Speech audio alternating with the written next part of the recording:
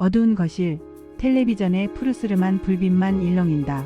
주인공 영숙, 손에 쥔 스마트폰을 멍하니 바라본다. 화면 속에는 환하게 웃고 있는 친구들. 하지만 그곳에 영숙의 자리는 없다. 누가 그러더라고요. 돈이 없으면 외로운 건 잠깐이지만 사람이 없으면 외로운 건 평생이라고요. 저 역시 그 말을 믿지 않았습니다. 평생을 모임의 중심에서 살았고 언제나 사람들에 둘러싸여 있었으니까요. 그런데 어느 날 아침 눈을 떠보니 제 곁에는 단 한 사람도 남아있지 않았습니다. 어디서부터 잘못된 걸까요? 제가 돈이 없어서였을까요? 아니면 제가 못된 사람이라서 다들 저를 떠난 걸까요? 오늘 제가 들려드릴 이야기는 남부러울 것 없이 살던 한 여자가 왜 한순간에 인간관계의 파산자가 되었는지에 대한 처절한 고백입니다. 혹시 지금 이 순간에도 친구들에게 먼저 연락이 오지 않아 서운하신가요? 모임에 나갔는데 왠지 나만 겉도는 기분이 들어 집에 오는 길에 마음이 헛헛하신가요? 그렇다면 오늘 이 영상을 반드시 끝까지 보셔야 합니다. 돈 자랑보다 더 무서운 우리도 모르는 사이에 친구들을 도망가게 만드는 4가지 치명적인 습관에 대해 말씀드릴 거거든요. 이걸 모르면 여러분의 노후는 수억 원의 노후 자금보다 더 무서운 고독 속에 갇히게 될지도 모릅니다. 제 부끄러운 과거를 통해 여러분의 소중한 인연을 지킬 수 있는 마지막 기회를 잡으시길 바랍니다. 저는 30년 넘게 고등학교 동창회 회장을 맡았습니다. 어딜 가나 제가 제일 목소리가 컸고 제가 모이자고 하면 10명, 20명은 금방 모였죠.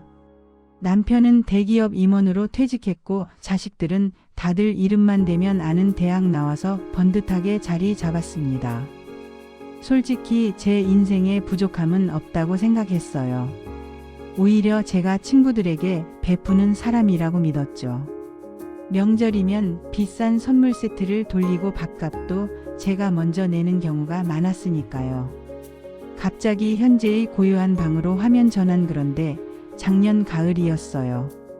평소처럼 소파에 누워 SNS를 구경하고 있는데 심장이 쿵 하고 내려앉는 사진 한 장을 발견했습니다. 그곳엔 저와 가장 친하다고 믿었던 5인방 친구들이 모여 있더라고요. 서울 근교의 유명한 카페였죠. 다들 세련된 옷차림으로 차를 마시며 세상을 다 가진 것처럼 웃고 있었습니다. 그 사진 아래 적힌 문구가 제 가슴에 대못을 박았습니다. 우리끼리만 아는 비밀 여행 너무 행복해. 우리끼리라니. 그 우리에 저는 없었습니다. 30년을 회장으로 뒷바라지하고 챙겼던 제 자리는 어디에도 없었어요. 혹시 내가 바쁠까 봐 배려해서 안 부른 걸까? 아니면 내가 모르는 다른 이유가 있는 걸까? 스스로를 다독여보려 했지만 한번 피어오른 의심은 멈추지 않았습니다. 전화기를 들었다 놨다를 반복했죠. 당장이라도 전화를 걸어 어떻게 나한테 이럴 수 있어? 라고 소리치고 싶었습니다. 하지만 손가락이 움직이지 않았어요. 무서웠던 거죠. 정말로 그들이 나를 피하고 있다는 사실을 확인하게 될까 봐서요. 그날 밤 저는 한잠도 자지 못했습니다. 어두운 거실을 지키며 제 지난 30년이 모래성처럼 무너져 내리는 소리를 들었습니다. 도대체 제가 뭘 잘못한 걸까요? 똑딱거리는 시계 소리가 마치 제 심장을 옥죄는 것 같았습니다. 결국 참지 못하고 가장 만만했던 친구 경자에게 전화를 걸었습니다. 경자는 저와 초등학교 때부터 단짝이었고 제가 늘 챙겨주던 친구였거든요. 신호음이 길게 울립니다. 심장이 입 밖으로 튀어나올 것만 같았죠. 한참 만에 들려온 목소리는 너무나 낯설었습니다. 영숙아. 나 지금 좀 바쁜데. 나중에 내가 전화할게. 뚜마이너스 소리와 함께 끊긴 전화. 바쁘다는 그 한마디. 예전 같으면 무슨 일 있어? 나중에 통화해. 라고 쾌활하게 넘겼을 텐데 그날은 달랐습니다. 그 짧은 목소리에 담긴 차가운 기운이 제 온몸을 얼어붙게 만들었거든요. 혹시나 해서 단체 채팅방을 확인해 봤습니다. 아침에 올린 제 안부 인사 옆에는 숫자 1이 사라져 있었죠. 다들 읽었다는 뜻입니다. 하지만 누구 하나 대답하는 사람이 없었습니다. 화가 치밀어 올랐습니다. 내가 그동안 걔네들한테 어떻게 했는데. 경자네 식당 개업할 때 제가 화분 사고 손님들 몰고 가서 팔아준 게 몇 번입니까? 정순이 아들 장가갈 때 예단 문제로 고민하길래 제가 백화점까지 따라가서 골라준 건 또 어떻고요. 세상에 믿을 놈 하나 없다더니 다들 배은망덕하네. 혼잣말을 내뱉으며 거실을 서성거렸습니다. 그런데 문득 거울 속에 비친 제 얼굴을 봤습니다. 억울함과 도끼로 가득 찬 노파 한 명이 저를 노려보고 있더라고요. 그 모습이 어찌나 흉측하던지 눈물이 핑 돌았습니다. 남들은 다들 행복해 보이는데 왜 나만? 이 넓은 집에서 혼자 괴물이 되어가고 있는 건지 도무지 이해할 수가 없었습니다. 그렇게 스트레스를 받아서였을까요? 한밤중에 갑자기 명치 끝이 타들어가는 것 같은 통증이 느껴졌습니다. 숨이 턱 막히고 눈앞이 아득해졌죠. 덜덜 떨리는 손으로 스마트폰을 찾았습니다. 남편은 지방에 골프 치러 가서 연락이 안 되고 아들은 해외 출장 중이었습니다. 그때 제 머릿속에 떠오른 건 가족이 아니라 30년 지기 친구들이었습니다. 번호부를 내리며 고민했습니다. 아까 전화를 끊었던 경자, 아니면 아침 인사를 씹었던 정순이. 하지만 손가락이 차마 눌러지지 않았습니다. 도와달라고 전화를 했다가 또 거절당하면 정말로 죽어버릴 것만 같았거든요. 결국 저는 119를 불렀습니다. 차가운 들것에 실려가면서 바라본 밤하늘은 참 무심하기도 하더군요. 응급실에서 수액을 맞으며 누워있는데 제 곁에는 아무도 없었습니다. 옆 침대 할머니는 며느리의 손주들까지 와서 법석을 떠는데 저는 보호자 이름 쓰는 칸도 채우지 못했습니다. 간호사가 묻더군요. 보호자분 연락처 하나만 더 알려주세요. 친구분이라도 없으신가요? 그 질문에 대답 대신 울음이 터졌습니다. 서러워서 울었고 무서워서 울었습니다. 아, 내가 이대로 여기서 죽어도 장례식장에 올 사람이 아무도 없겠구나. 돈이 있으면 뭐하고 자식이 잘나면 뭐합니까? 정작 내가 숨이 넘어가는 순간에 손 잡아줄 친구 하나 없는데. 병원 문을 나서며 결심했습니다. 죽기 전에 이유라도 알아야겠다고요. 내가 왜 이렇게 됐는지, 내 등에 칼을 꽂은 그 사람들의 진심이 뭔지 직접 들어야겠다고 마음먹었습니다. 비겁하게 피하지 않고 가장 아픈 진실을 마주하기로 한 거죠. 저는 저를 가장 따랐던, 그래서 어쩌면 저를 가장 잘 알지도 모르는 후배 지영이에게 연락했습니다. 그것이 제 인생을 송두리째 뒤바꿔 놓을 폭로전의 시작이 될 줄은 꿈에도 모른 채 말입니다. 일주일 만에 어렵게 지영이를 불러냈습니다. 제 밑에서 일을 배웠고 제가 친동생처럼 아껴서 명절마다 용돈까지 챙겨줬던 후배죠. 지영아, 너까지 왜 그래? 다들 나 피하는 거 너는 이유 알 거 아니야.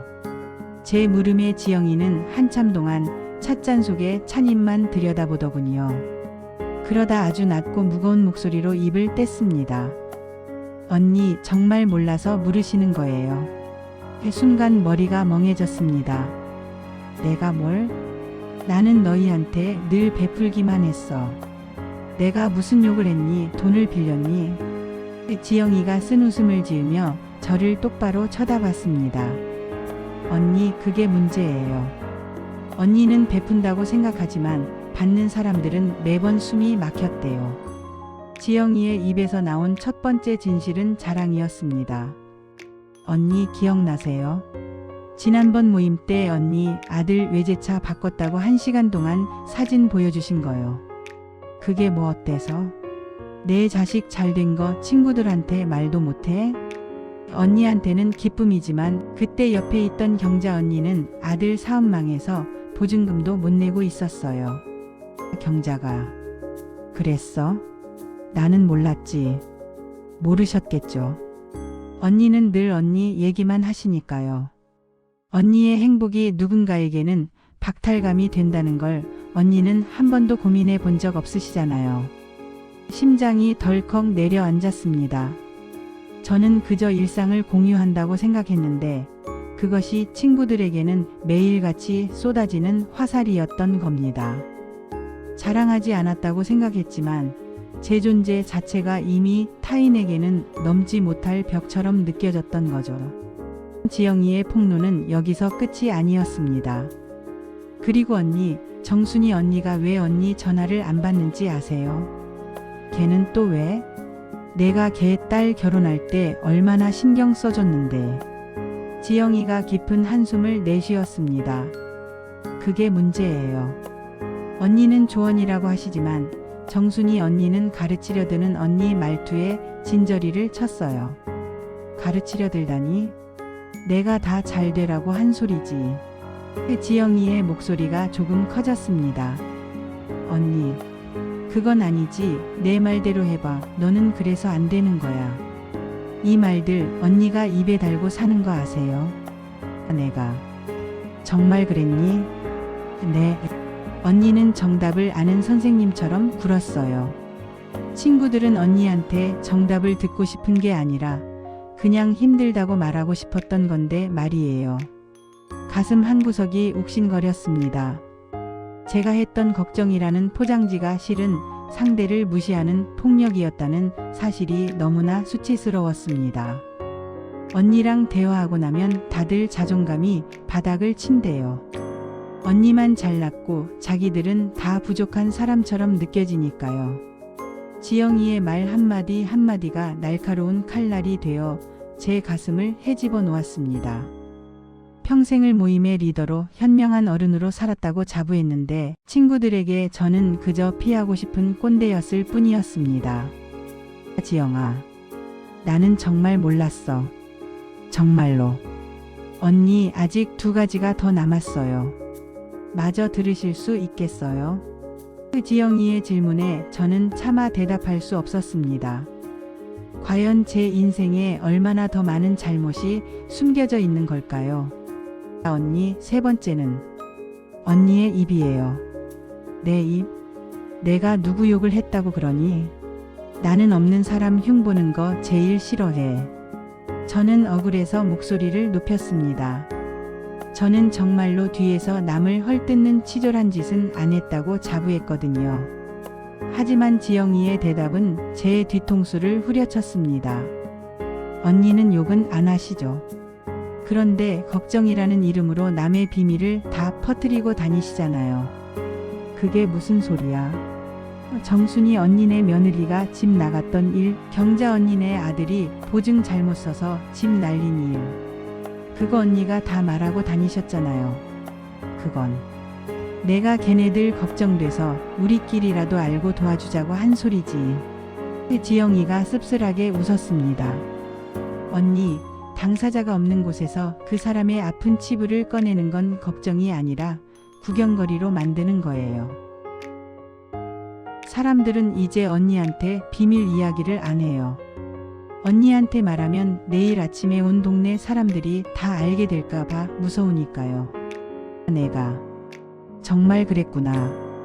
나는 돕고 싶어서 그랬는데 그게 걔네들 가슴을 후벼 파는 일이었구나. 지영이의 말은 멈추지 않았습니다. 언니가 없을 때 친구들이 그랬어요. 미숙이랑은 밥만 먹어야지 속 얘기는 절대로 하지 말자고요. 언니는 우리 모임의 확성기였던 거예요. 30년 우정의 밑바닥에는 불신이 깔려 있었습니다. 제가 베푼다고 믿었던 그 모든 시간 동안 저는 친구들의 아픔을 안주 삼아 제 입을 즐겁게 했던 파렴치한 인간이었던 겁니다.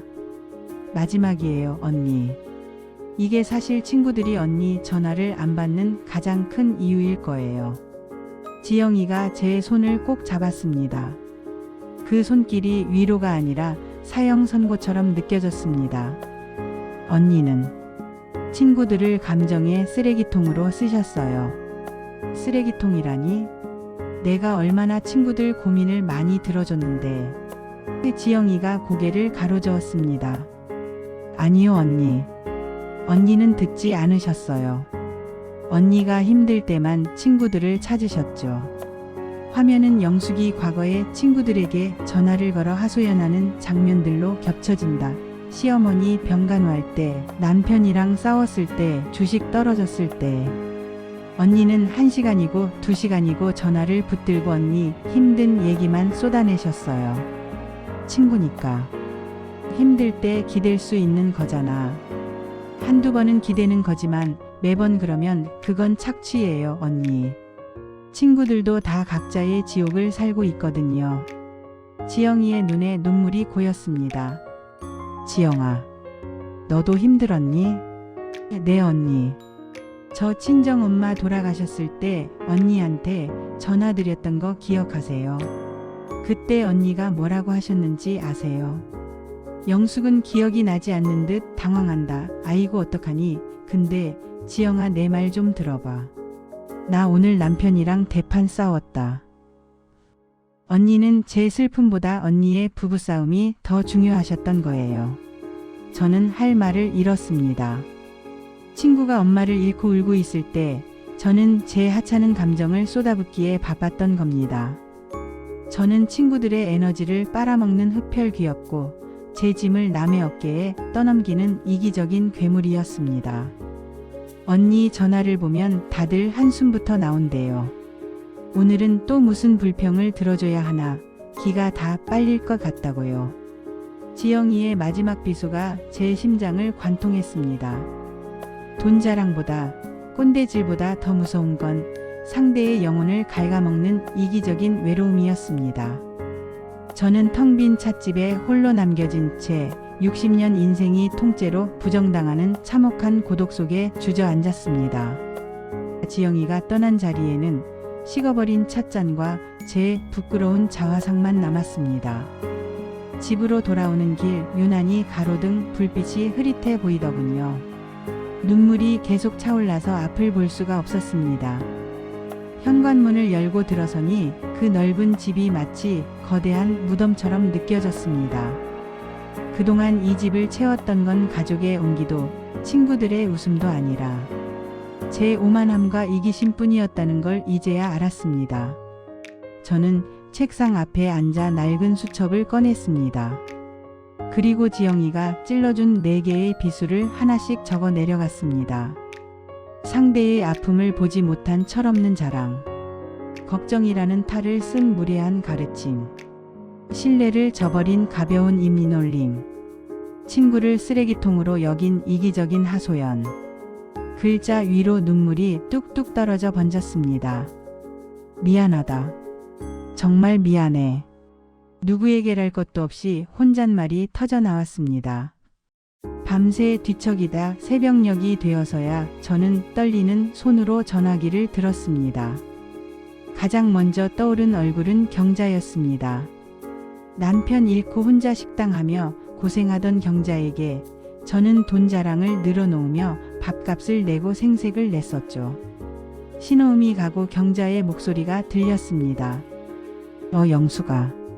무슨 일이야? 이 새벽에. 영숙이 입술을 깨물며 목소리를 가다듬는다. 경자야. 나야. 그냥. 목소리 듣고 싶어서. 무슨 일 있어? 몸이 어디 아파? 경자의 목소리에 담긴 진심 어린 걱정에 가슴이 미어지는 것 같았습니다. 저는 예전처럼 제 아픔을 쏟아내는 대신 아주 어렵게 첫 마디를 뗐습니다. 아니, 그런 거 아니야. 경자야, 너 요즘 무릎은 좀 어떠니? 지난번에 병원 다닌다고 했잖아. 순간 수화기 너머로 정적이 흐르더군요. 경자는 한참 동안 말이 없다가 낮게 읊조렸습니다. 너, 내 무릎 걱정해 주는 거야? 해 뜨고 별일이네. 그 짧은 한마디에 담긴 경자의 놀라움과 그동안의 서운함이 고스란히 느껴졌습니다. 미안해, 경자야. 내가 그동안 너무 내 생각만 했어. 너 힘들 때 옆에 있어 주지도 못하고 내 자랑만 늘어나서. 정말 미안하다. 제 진심이 닿았던 걸까요? 전화기 저편에서 경자의 훌쩍이는 소리가 들려왔습니다. 그날 우리는 30분 동안 통화했습니다. 저는 거의 말하지 않았고 경자의 이야기를 듣고 또 들었습니다. 전화를 끊으며 경자가 말하더군요. 영수가 오늘 전화 정말 고마워. 우리 조만간 국수나 한 그릇 하자. 그제야 제 마음의 응어리가 조금씩 녹아내리는 기분이 들었습니다. 여러분, 오늘 제 부끄러운 이야기를 끝까지 들어주셔서 감사합니다.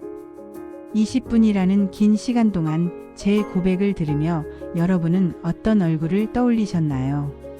저는 60세가 넘어서야 비로소 인간관계의 진짜 공부를 시작했습니다. 친구는 내가 빛날 때 박수 쳐주는 사람이 아니라 내가 어두울 때 조용히 곁을 지켜주는 사람이라는 것을요. 그리고 그 친구를 곁에 두기 위해서는 내 마음속의 오만과 이기심을 먼저 비워내야 한다는 것을 뼈저리게 배웠습니다. 돈 자랑보다 무서운 건 상대의 마음을 헤아리지 못하는 무지함이었습니다.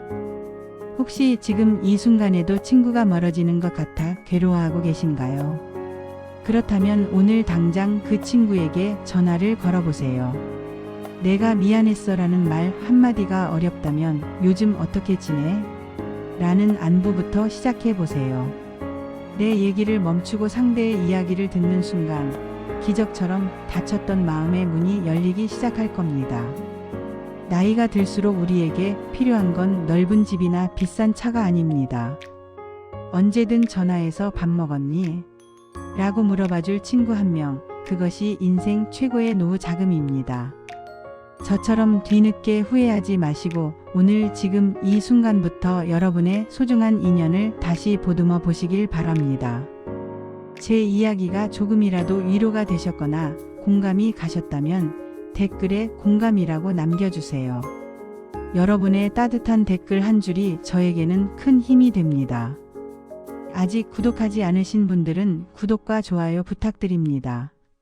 앞으로도 여러분의 인생이 더욱 지혜롭고 풍요로워질 수 있는 진솔한 이야기로 찾아오겠습니다. 오늘도 당신의 찬란한 노후를 진심으로 응원합니다. 지금까지 썰로그의 영숙이었습니다. 감사합니다.